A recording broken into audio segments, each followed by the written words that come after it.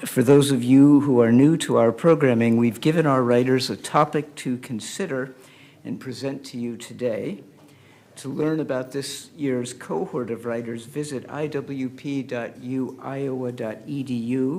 where you can find biographies and writing samples from our writers and a schedule of our upcoming events. You can also find this information by scanning the QR code on the bookmarks available at the back of the room. And there is also pizza, graciously provided by International Programs. And my thanks, as always, to the staff here at the Iowa City Public Library, which makes this space available to us on Fridays. When we get to the, I'll say this in a second. And now for today's panel. I'm a little discombobulated because I've just come from the Patti Smith Q&A, and remember, she's reading at 5 o'clock this afternoon in Englert, and it's free. And if it's anything like the Q&A we just witnessed, and I think some IWP writers will come drifting in as it comes to an end, it'll be spectacular. Why I write. This year's residency represents writers from 29 countries, various ages, genres, and interests. Regardless of these differences, one thing unites this year's participants: they write.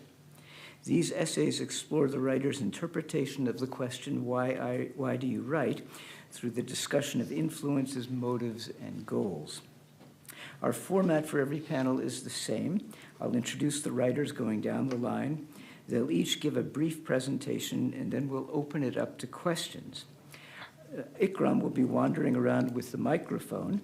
Please don't begin asking your question until he reaches you with that microphone, because we want to be sure that the audience watching on YouTube can hear you as well as those in this room. Please speak slowly and loudly to ensure that the presentation is accessible.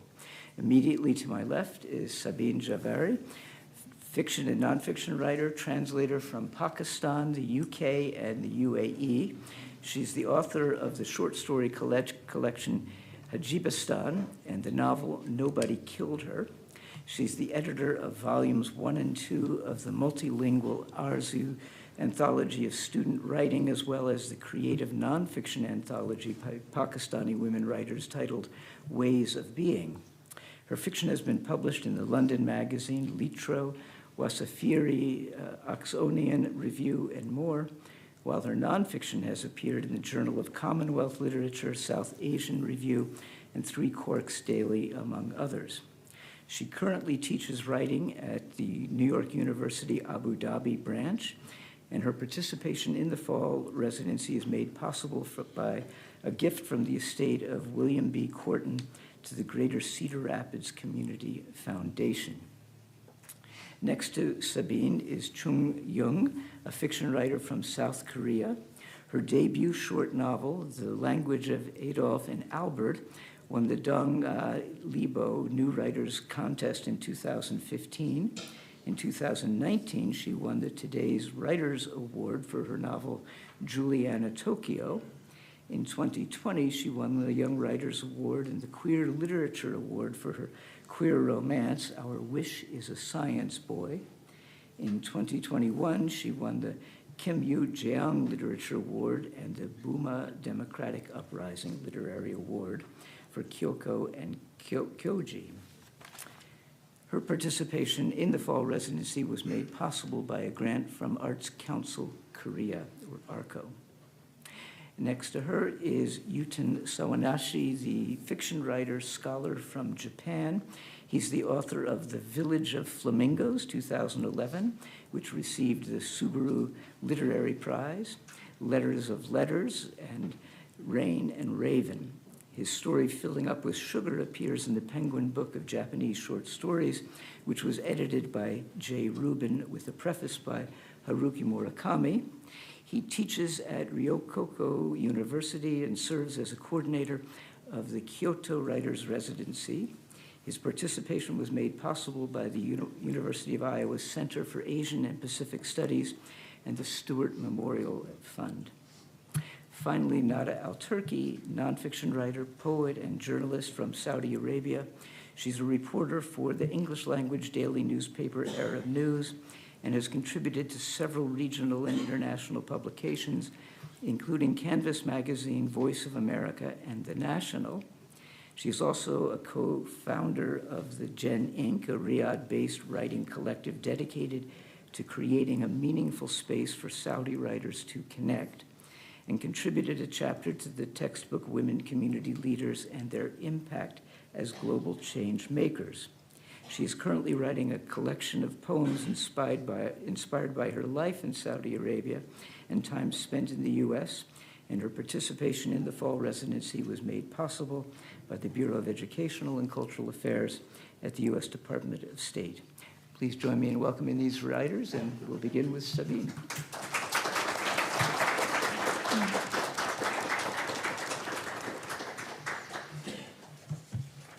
Thank you, and adab. I'll start my talk with a, sorry, excuse me, I have a bit of a sore throat. I'll start my talk with a quote from my own book, Hijabistan. We are all made of stories. We are all made of stories. Some are written for us, some we write ourselves. Some we tell others, and some we tell ourselves.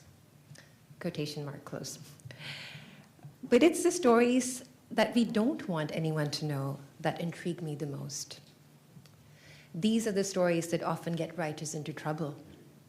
Yet, we writers stubbornly continue to write. Why?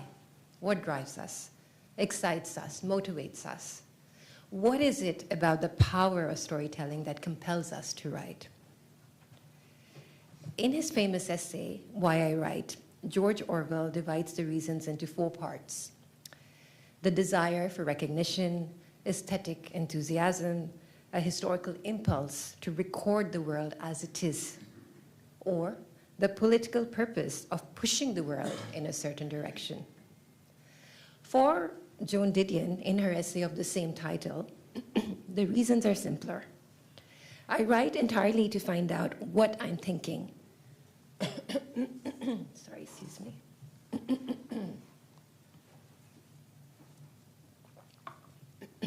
I write entirely to find out what I'm thinking, what I'm looking at, what I see, and what it means, what I want and what I fear.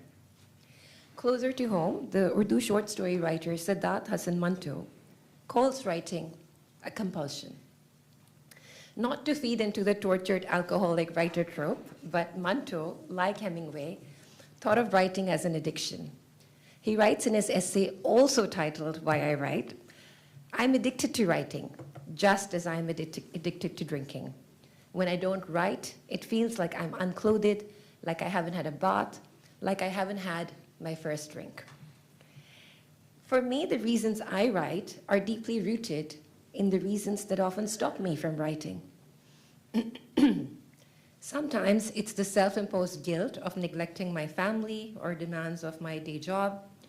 Other times it's self-censorship or the imposter syndrome, screaming, "Who are you to write this?"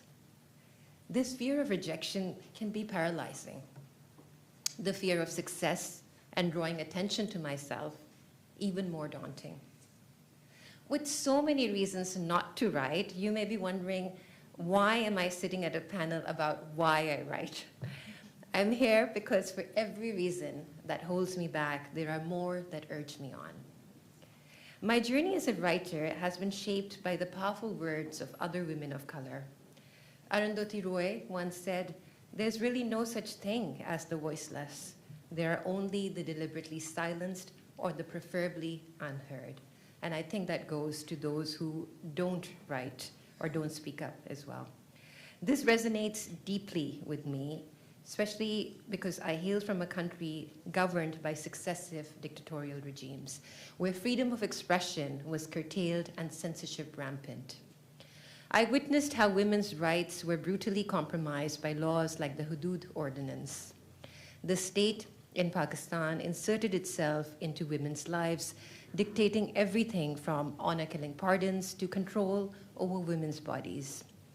Brave writers like Fahmida Riaz spoke up, but were forced into self-exile.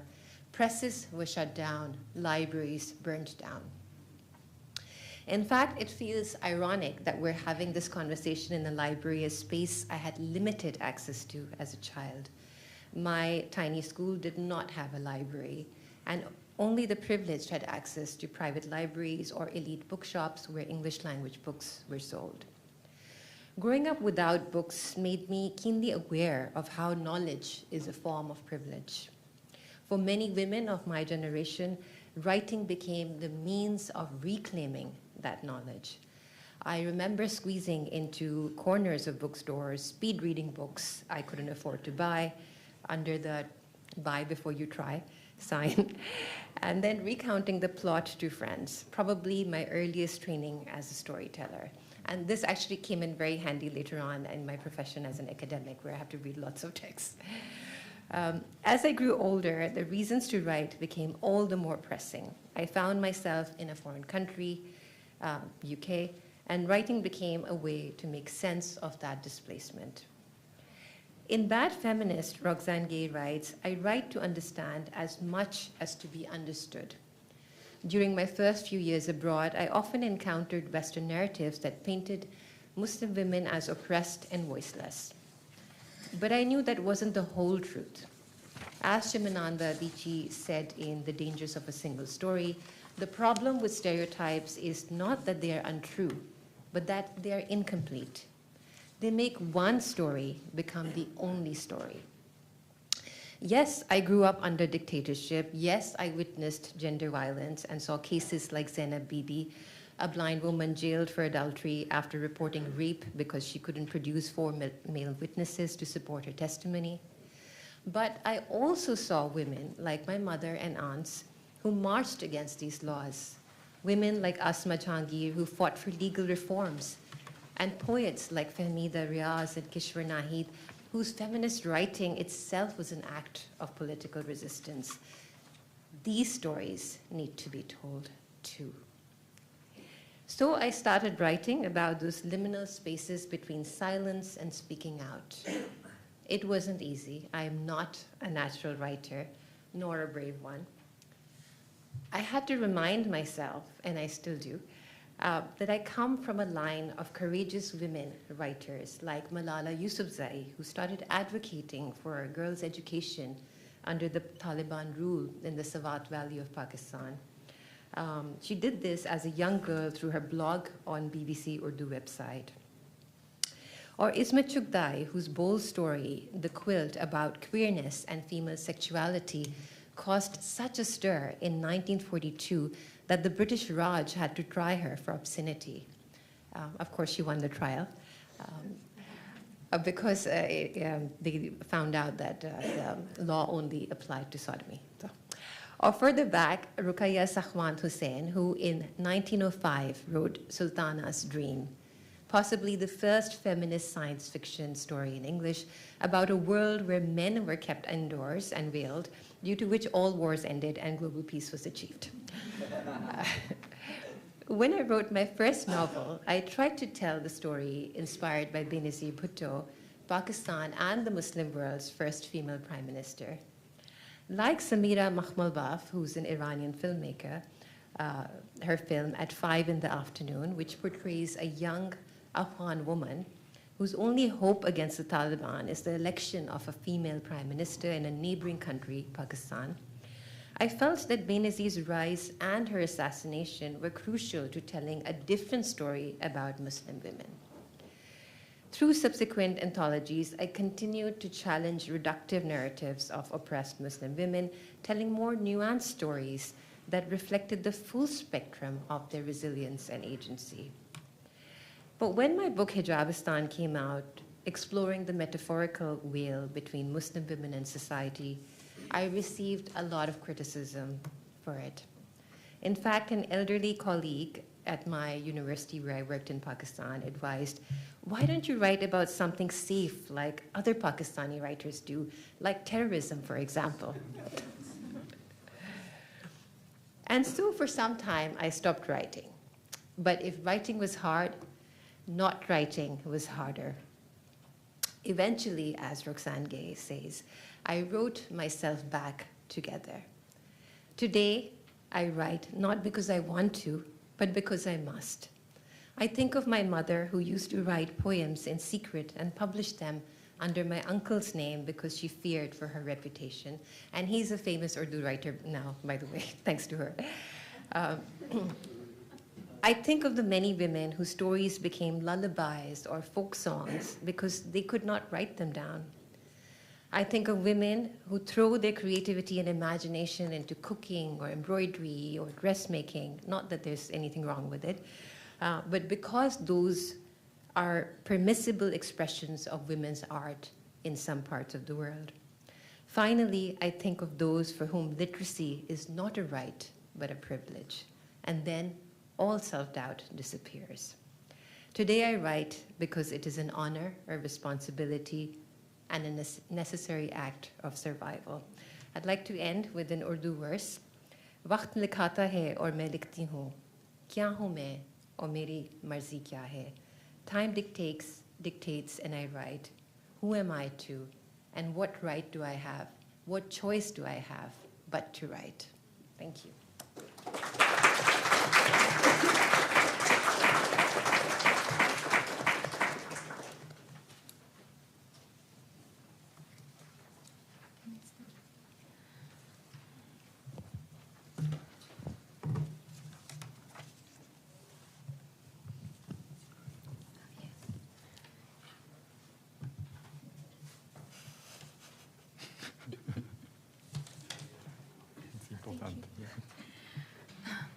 Hello, I'm a female novelist from South Korea. Why do I write? This is a very difficult question. It is a personal question for me, but a very public question for writer. I think I should start with this story. In 2016, a woman was murdered in public restroom in Seoul. The reason was because she was a woman. Actually, Seoul is a very safe city, but it is often scared for women. Whenever I go to a public restroom, I'm always nervous. I'm worried that there might be hidden cameras. Now, maybe you know what I am going to say. I'm a novelist, but I also study Korean culture, especially women, female workers, sex workers, and sexual minorities. Contemporary Korean culture is definitely connected to Japan and United States. When I say that I write novels about women from those two countries, most people think of novels about sexual slavery in the Japanese and American militaries. Of course, this is a very important part, but I did not want to stop at criticizing specific countries. I want to tell stories about the lives of women and queers who have been erased from history. Actually, since the declaration that the most personal is the most political, feminism is not simply supporting women. I think the positions of queers and women in Korea are very similar. The same goes for other marginalized people.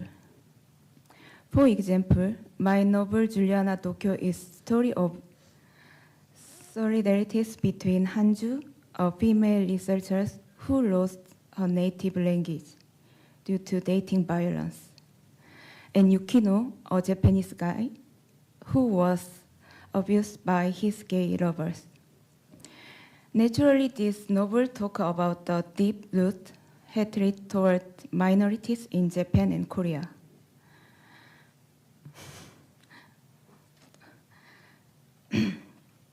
Of course, I can strongly say that the Japanese government should apologize immediately, but I didn't stop there. I want to tell the stories of minorities people, Korea and Japan. The funny thing is, however, when this novel was selected as a recommended book by National Library of Korea, some Korean people called me, "You are traitors." So it is not easy, I know that. But anyway, this novel won the Today's Author Award in 2019. And their commentators say, "Oh, it's shameful to like queers," and they say feminists should die. There are also such malicious comments when Our Wish is the Science Voice, which novel deal with the history of Korean science fiction novels through the story of Anna Seo, a nurse in colonial Joseon, and transgender novelist Yoon Kyung-ah, and another novel, Kyoko and Kyojis, which deal with the stories of women and queers whose lives were destroyed by May 18 Gwangju democratization movement onward. At that time, I received malicious comment also in online bookstore reviews every time I published a new book. I think in Korea, the word women, queers are always target of attack. This is a solid hatred that was created during the Japanese colonial period and the Korean War. Actually, same goes for my personal life. Actually, I like people, but I no longer go to gatherings in Seoul. Why is this? When I was master student, a male writer grabbed my list and asked for my phone numbers. That time he was so drunken.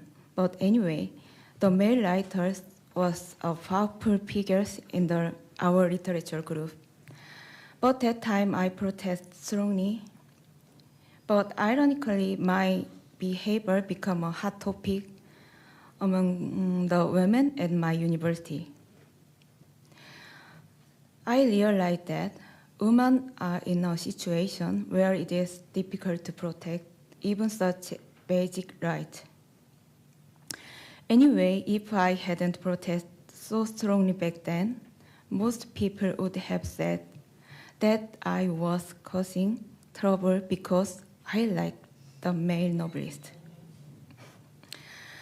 Okay, let's go back to the research story. It was the same when I first started this research. I decided to start this research right away after seeing photos of female workers protesting in the 1980s in Seoul. But I immediately ran into difficulty. Even not a single photo remained.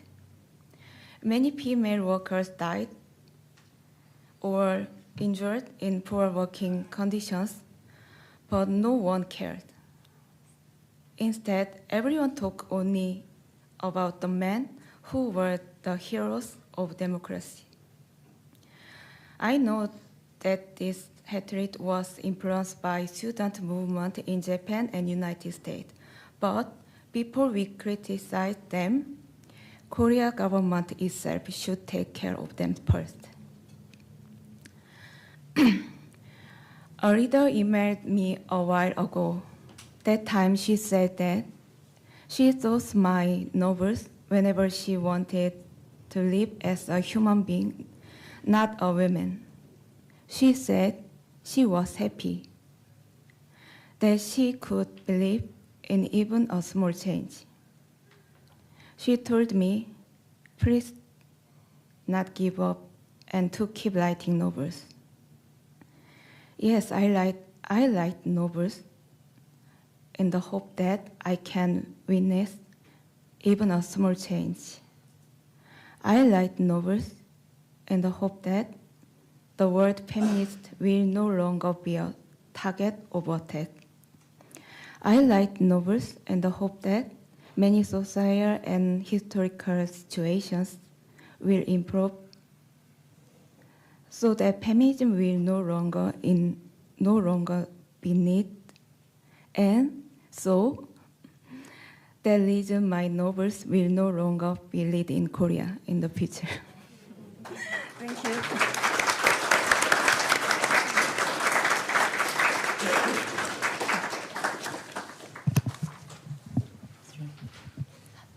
Okay, hello everyone. My name is Yuten Sawanishi from Japan. I'm a novelist, usually write quirky stories, and usually I don't mention to the politics things in front of the audience, but today the Prime Minister of Japan was just selected, and I hope some progress on the relationship between the Korea and Japan, and I want to say that at first.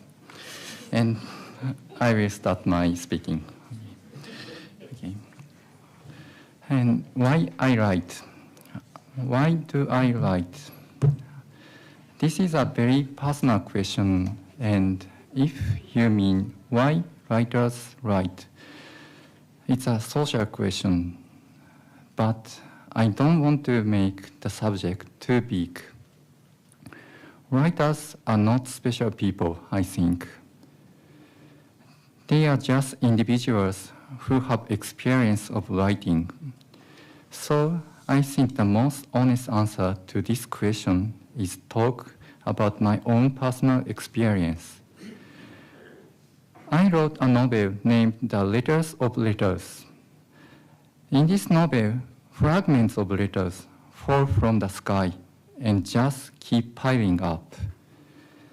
They fall and pile up, staining the landscape black, covering the roads, destroying the infrastructure, and destroying houses. All the people can do is to get rid of the letters from their houses. This makes them nervous and their behavior becomes strange. The main character of this novel is an old woman called Mrs. S. This novel is written in the form of letters from Mrs. S. She lives with her retired husband and sends letters to a young woman called Fumie. In Fumie's era, the fragments of letters have not yet fallen. And Mrs. S informs her of the damage caused by the falling fragments. These fragments contain the shapes of letters from all languages, and most of them are incomplete. Nothing more than fragments that make no sense. These immature words torture the lives of the couple and the people around them, both physically and mentally.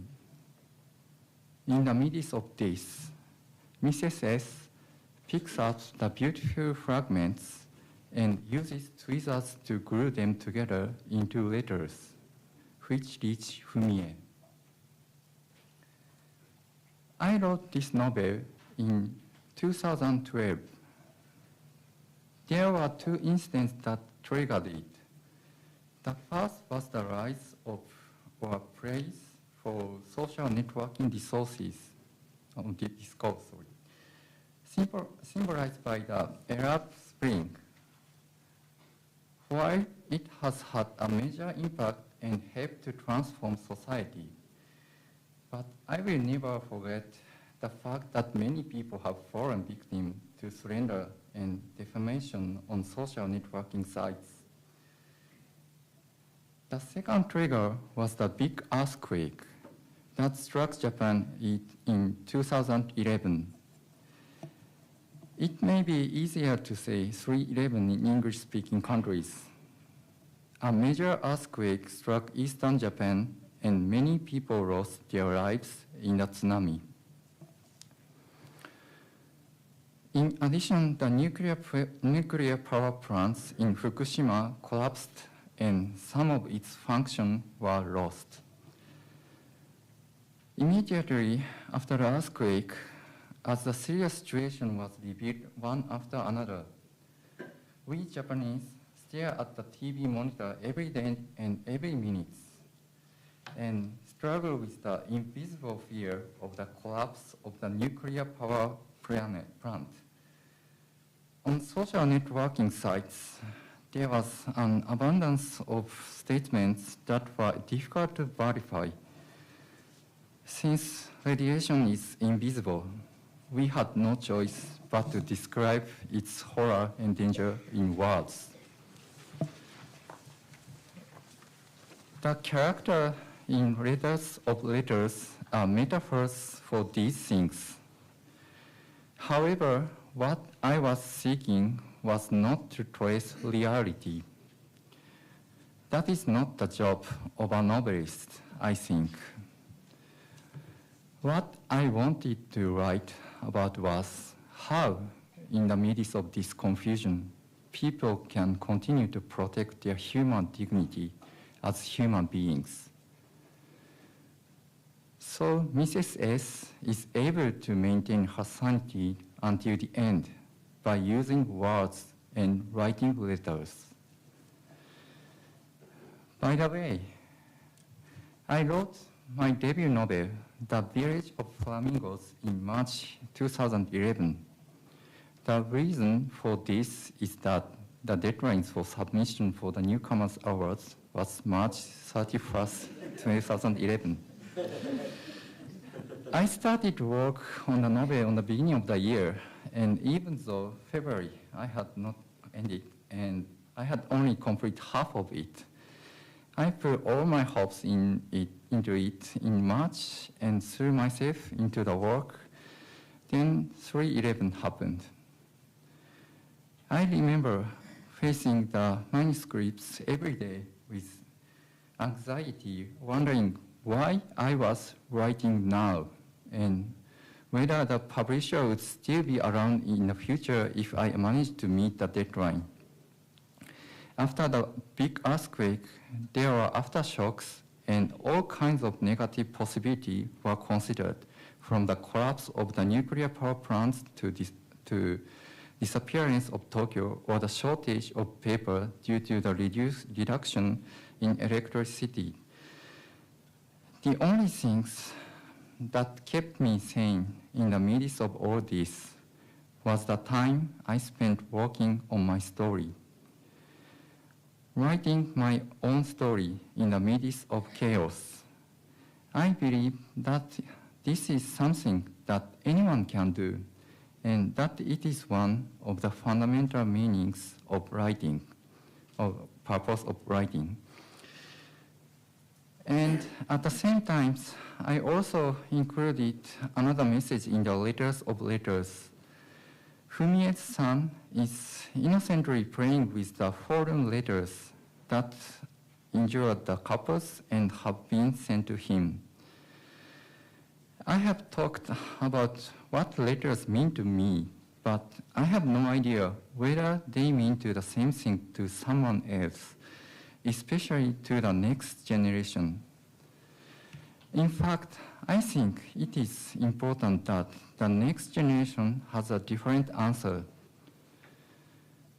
Today, I have talked about the reason for writing for me.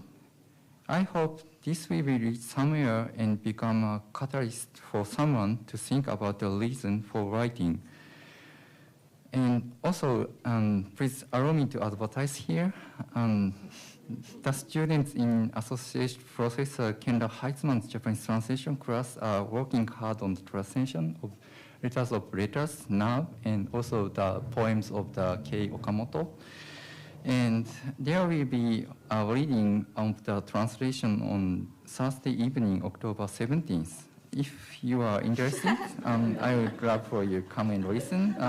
But unfortunately, I don't know the event detail yet. And when I wrote this manuscript, and now I know, but I'm not sure. So, and please keep your eyes on the IWP program. Thank you.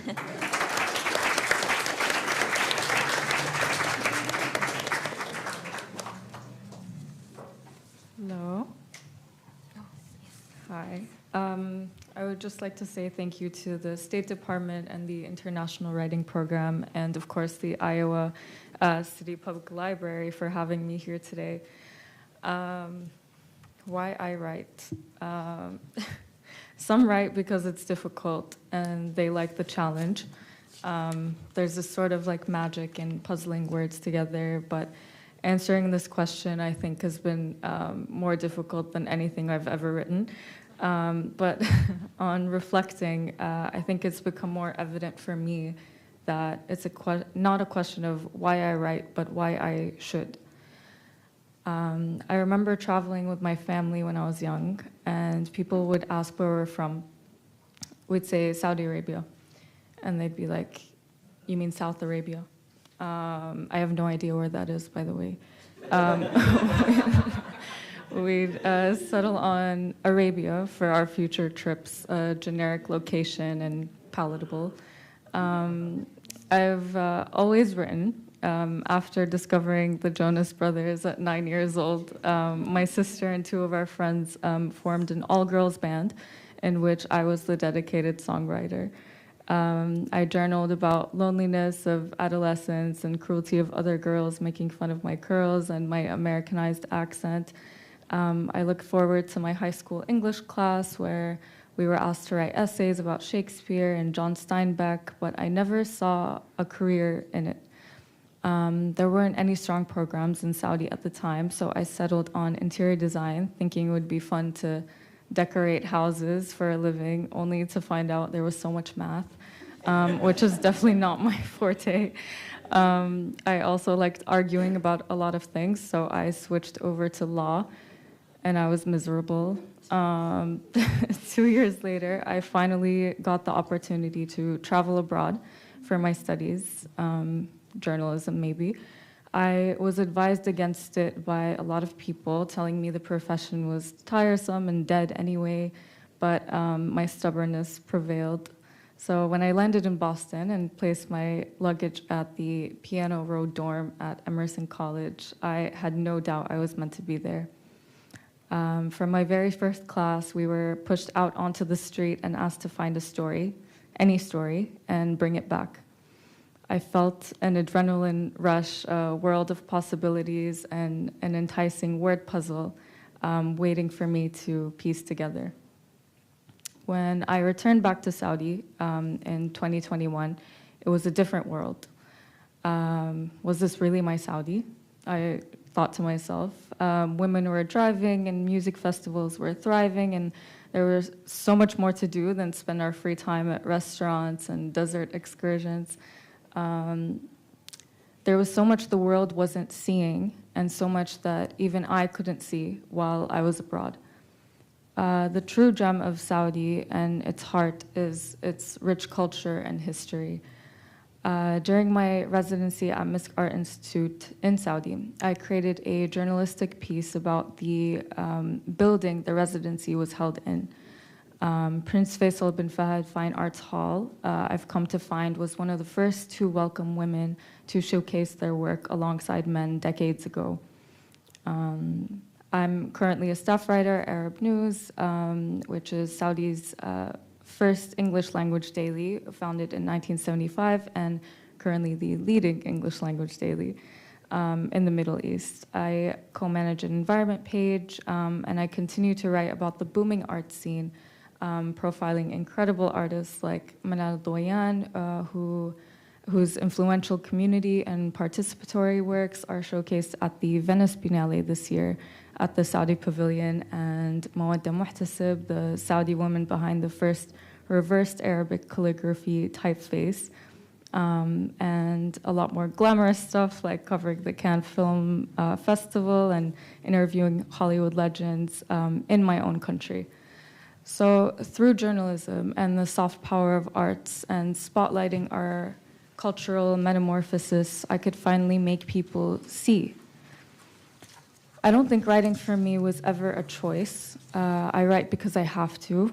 All my trials and tribulations lead to home. I love what I do, and I've been able to highlight so many voices, but I suppose never my own publicly.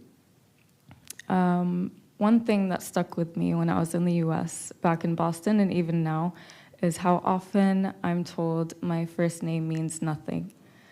A statement I've grown tired of, not because it's offensive to share what something means in your own language, but of its ignorance to ask firstly what it means in mine. 4 letters that are so small, they mean nothing and possibly everything.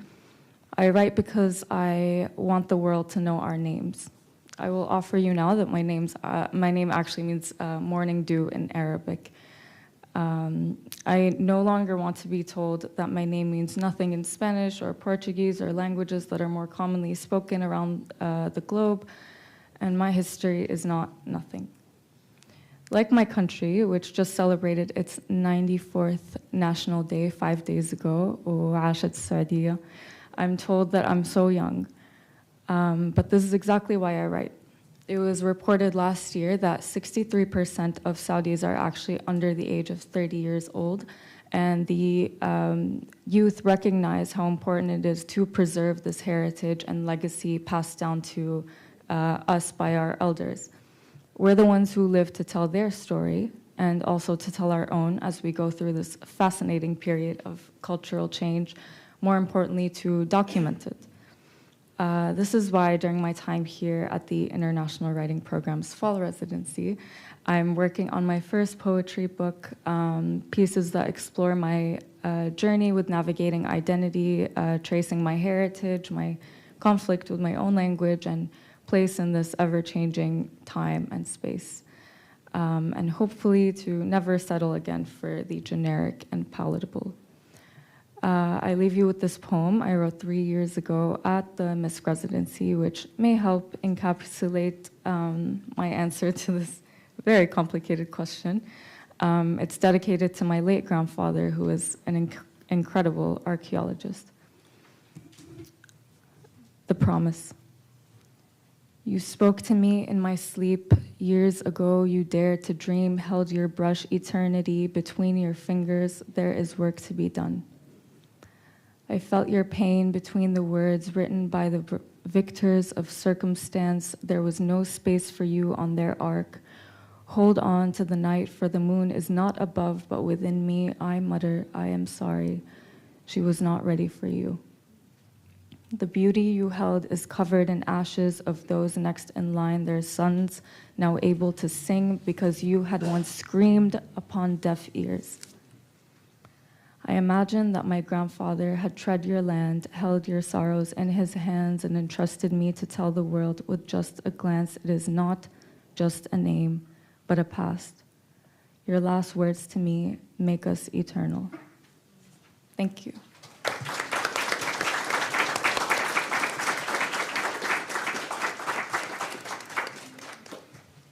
Thank you all. Ikram will be going around with the microphone. Please wait to ask your question until he comes. I see some hands going up. In the meantime, let me tell you about some upcoming events. Join us at Prairie Lights this Sunday at 4 p.m. to hear IWP alum Sandro, currently of the Spanish Creative Writing Program, as well as Putre Hida Litoya from Indonesia and Priya Hein from Mauritius. And we'll be back here next week for our panel In and Out of Translation with Felipe Franco Muniz from Brazil, Zakaria Amataya from Thailand, Yassine Adnan from Morocco, and Narit Kazatlan from Argentina. And Tabish, the floor is yours. Should I stand up? Okay, maybe I should. First of all, thank you. Lovely presentation. I think the mic is not working there. Yeah.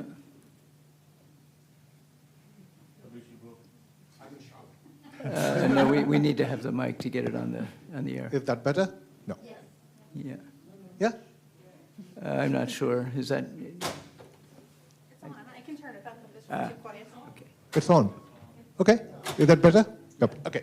First of all, thank you for lovely panel discussion. You covered almost everything that all of us other writers would also probably offer. So I won't say anything about what you said, which was all very extremely fascinating. But there's a question that always strikes me when this question is put to writers. Why do you write? And the question that strikes me, and that's what I would like to ask you to address, why do we write? That's the question. But the next question is, why do we talk about why we write?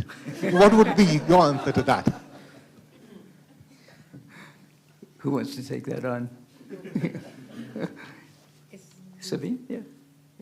Okay. Why do we talk about writing?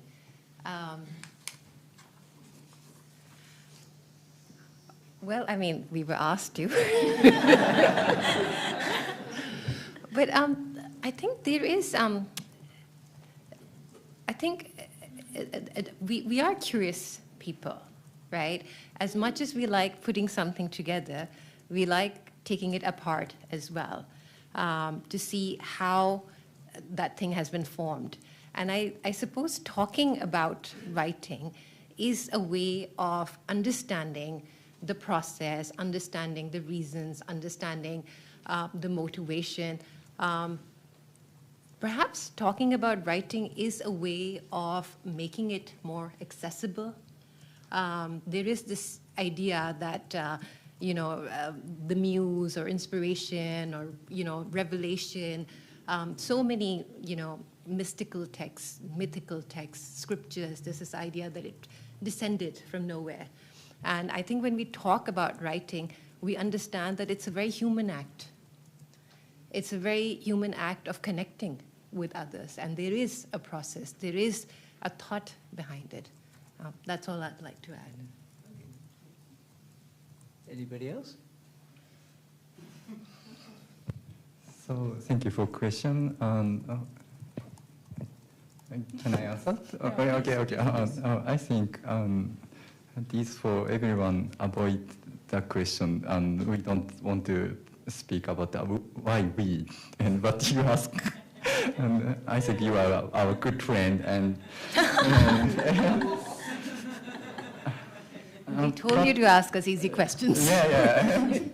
It's easy question. But I think I like reading the dead authors' books, and why I like the books is I can conversation with the dead person or the author who are away from here, but except for that, we also have our own life, and also we cannot live alone. So sometimes we need a time or share a time with friends or authors, and I think why we talking about this is just we like books. It's all, and I think it's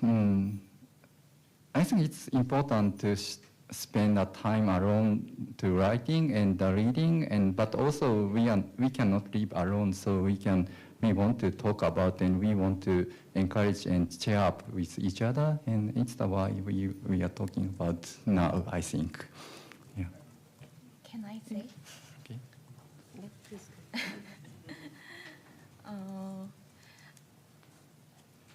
I just want to say very short. In my case, I think writing is we able to share our loneliness. Yes, because on television and every YouTube, like that content, always they talk about good things, funny things. But writing is different, I think so. So yes, that reason. I will add on to that as well. I think being also the youngest person currently at this residency, I have far less experience, I guess, in writing literature specifically. And I think talking to my fellow writers and why they write and how they write has been super helpful, and also helping me shape my writing and what I want to do with it. And I think that's really the goal here, is to create this space to share ideas and build further onto the literature scape. And can I just add on to that? I think talking about writing, as you said, also gives people hope, I'm sure that many of us have had people come up to us and say, you wrote this and it resonated with me. I also want to tell my story, And often when we see a book a published book, we think, oh, wow, this writer just sat down and wrote it. But being here at this residency, we can see it's not that easy. We all struggle, we all have a process. So I think it is an important act to talk about the writing process as well. Hi. So my name is Catarina Gomes. I'm a writer. I'm from Portugal. And when Nada was speaking, I realized the first thing I told her was, your name means nothing to. And I laughed. And so I feel very bad because actually I think the importance of this program is to go beyond what we know, our misconceptions, our stereotypes. And I felt bad. And at the same time, it was so interesting to know that Nada means morning dew, and thank you very much for that. I think the core of this program is that, because I studied every person before I met them. I created ideas, and now I'm here. And at the same time, I told you, your name means nothing. It meant, I was just, there was a barrier, and I think it's really important that we hear everyone's stories that go beyond what we think we know. Thank you very much for that. Yeah, and I want to say that I was hesitant to include this because I don't want to offend anyone, and it's not offensive to me to share that, but yeah, I've just heard it so many times. Maybe Nada, you can tell us what Iowa means in Arabic? Iowa is like yes, yeah. like okay. Iowa. So yes to Iowa. Anyone else want to take that on? Add anything to that? All right, I just have a quick question. Thank you guys for sharing your guys' stories and with us. I have a lot to Google after today, so appreciate it. I just do have a question about what do you hope people take from your writing, from your stories? Or is it kind of one of those such personal things where it's like, I don't care what you guys take, I got what I needed from it?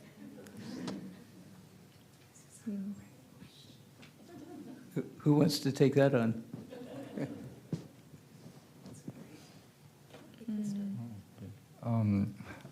I don't expect anything. Just I write, yeah. Yeah, I think coming in with expectations is probably maybe the worst thing to do. I don't know, but I really just, I'm learning to write first for myself and then secondly for other people at the moment. So this is my current answer in 2024. We'll see if that ever changes. I think there must be something very wrong with you because I definitely have a lot of expectations. I think I am writing to be heard. I'm writing because I want to make a point. I want to create awareness. I want people to know about my part of the world. I suppose I want that sense that my story matters, the story of the people that I'm writing about. It matters, it deserves to be heard. And I think I'm hoping that through writing, not just the things that I'm writing about, but also the way, the craft, the conventions, the traditions, the sensibility of the language. I hope all of that comes across, and I hope that that there's more literature coming out of my part of the world, and that too becomes part of the canon of literature. When I was growing up, we only studied English literature. We had characters, Peter, Jane.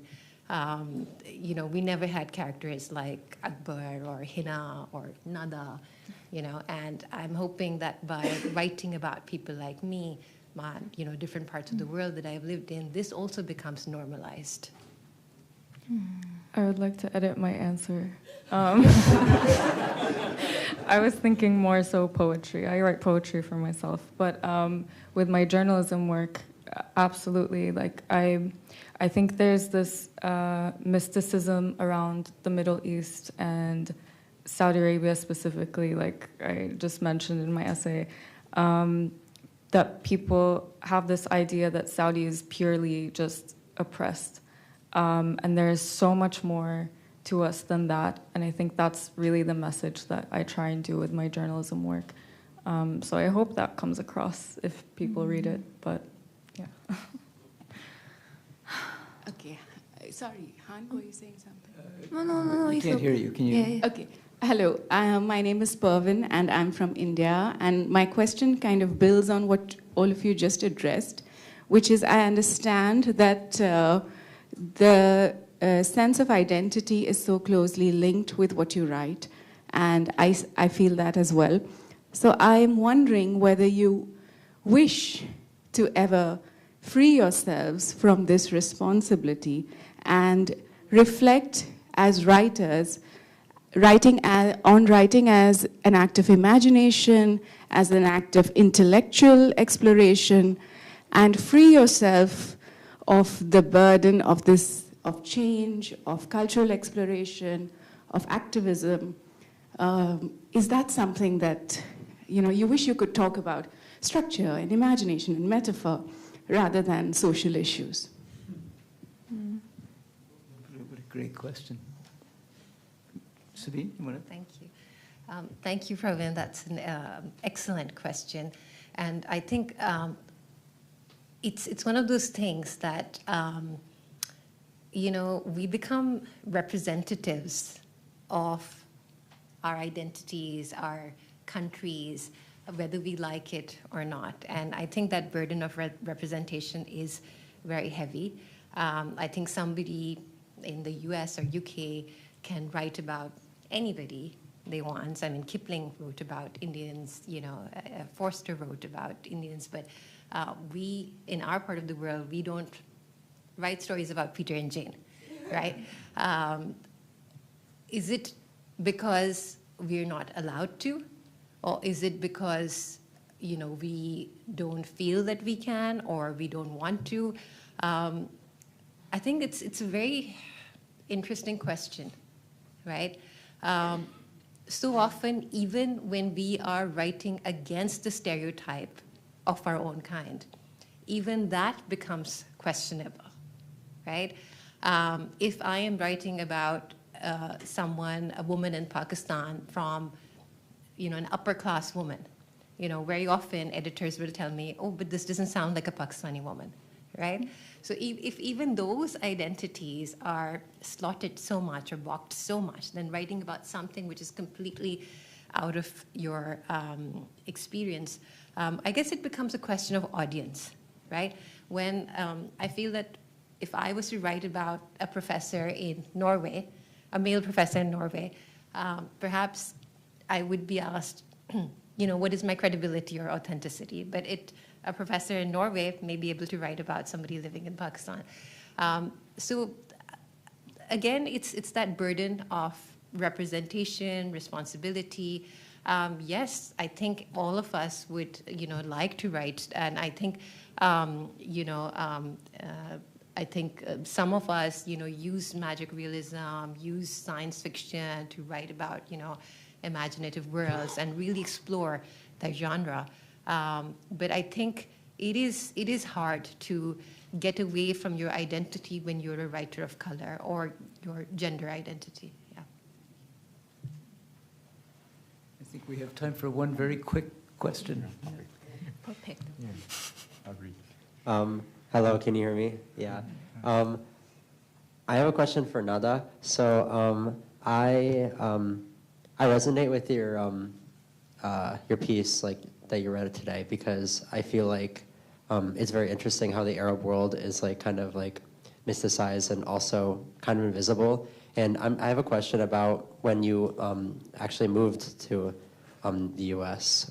I'm Lebanese, so I feel like I've thought a lot about, especially since what's going on in Palestine and Lebanon recently. It's kind of made me go back to my identity and think about it more, and it's made me kind of realize how invisible the Arab American identity feels. And I'm just wondering if when you moved to the States, did you kind of notice that your identity kind of being misrepresented or invisible in a few ways compared to your other peers, or even peers of color, where a lot of their identities. And we have about 30 seconds, so please ask the question. I think I asked enough. Okay. Well, yeah, definitely. When I got to the US, I think I was the only Saudi I knew in my whole university. So it did feel very invisible, and there wasn't really like a space. But I managed to find some Arab friends that could make me feel a little bit closer to home. I don't know if we have time for more. Thank you so much. Wonderful panel. Thank you.